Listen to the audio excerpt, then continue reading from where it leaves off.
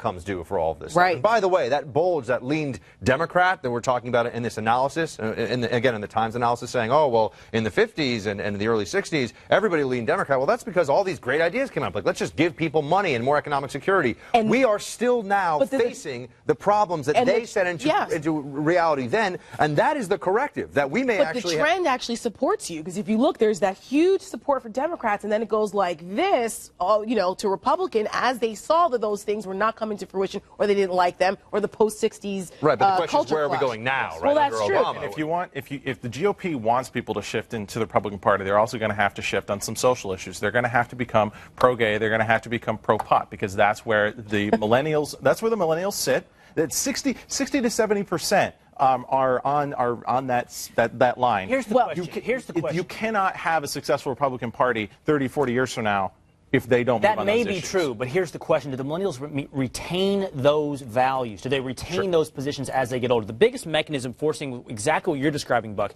that getting more conservative as you get older is, I don't want to pay for all this. Yes. Because I see it as a bad dollar spent. That is what changes in your life. As a millennial, that doesn't matter. Paying your as a fair 35-year-old, that matters. But that's why you're right. That's why the meme of paying your fair share and the left trying to drum that into people, that it's okay to redistribute your wealth and guilt you into not wanting to be successful, because if you are, then you have to redistribute to those who aren't.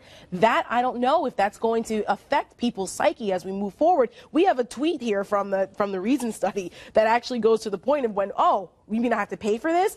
They asked the questions about large government and more services, and it was 54-43 that, big government's great. Then they asked the question and said, yeah, but you have to be taxed more to pay for those things. Look at how it flips, 41-57.